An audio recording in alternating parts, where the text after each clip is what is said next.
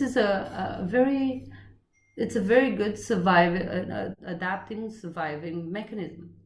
This is the one that teaches us that we should no longer cross the street without looking both sides, or put our hands in the fire, right? It teaches us that this reward is not the one that we actually want. So, because you have positive, the thinking brain will spiral out of control. All this, what if I'm not going to see my mom again? What if I don't have enough food? What if I can't see my partner again? What if I don't have a car any longer? What if I don't have a job any longer? All these scenarios will result to anxiety, which makes our thinking brain go offline, right? So it goes offline, blank out. So fear with anxiety, blanking out, and on top of that, having the social contagion, like passed on emotion. I guess you know that, like you hear your mom saying that this is the end of the world, or you hear your brother or your friend saying that they've never gone out and they don't have any more food, and you start thinking and empathizing with them. That's something that it's inevitable, and you don't even need to be in a close proximity to one another. All that together result to panic. Buy all the toilet paper from the shelves, contact all of the people that you've never had contact with, and do things that you would not normally see yourself doing. So this is the in-break that happens within ourselves, while the outbreak is outside, out there. And that's why I wanted to share those thoughts and my observations, so that we can all be more aware of them. And now I want you to take some time to hear what I shared with you, digest it, and if you need to go back and re-listen to a couple of those things, please do so. Dr. Ju is the one who has created like habits, loop triggers, and has been dealing with addictions. So I was thinking about offering you some action steps. How can I get out of that anxiety, right? So the way that we do that is by becoming aware. First, this is very, very, very important. Once you become aware and conscious of what you do, like whenever you're eating emotionally, it might be because you just want to feel better, right? You feel actually anxious. You would normally not do that, but that's the reward. There's a pleasurable reward that you keep on getting from that. It is triggered by the outbreak, but it goes internally, right? Trigger, behavior, that's trigger from outside. Behavior, I eat. The reward is pleasure. Now, you can also shift that and rephrase it. If you rephrase and reframe what you get as an information, you'll be able to deal with it better.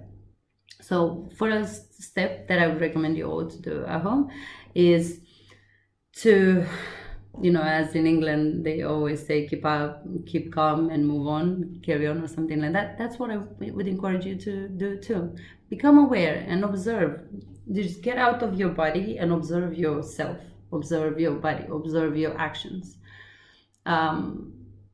Create a mind mapping, right? And just understand how do you work, so you can understand and control the trigger, behavior, reward system.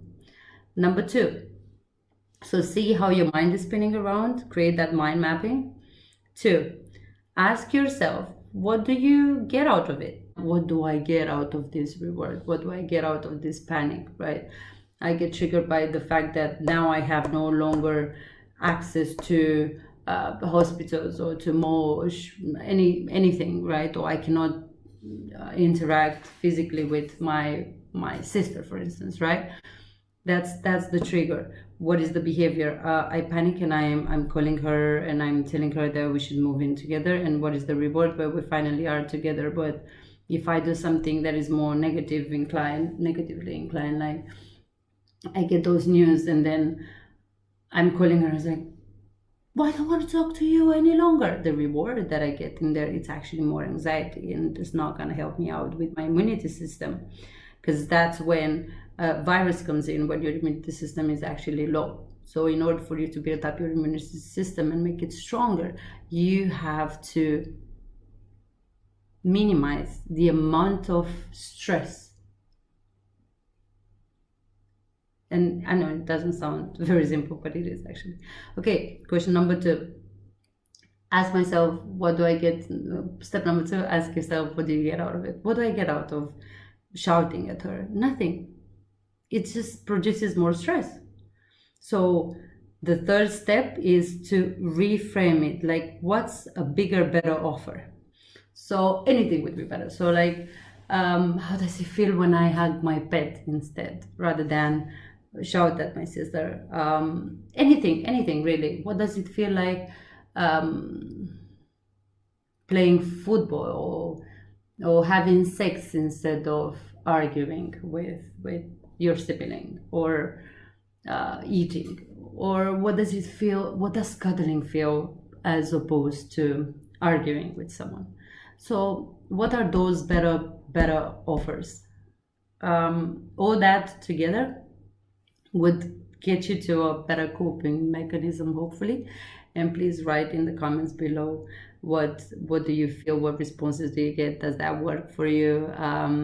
Because we're gonna get some presents for you at the end of the whole course if you're following it. Otherwise, you can also start following it by subscribing. We're giving some gifts and some, I'm gonna keep them secret, some subscriptions from our sponsors. Remember to stay healthy and happy. Bye bye everyone, see you next time.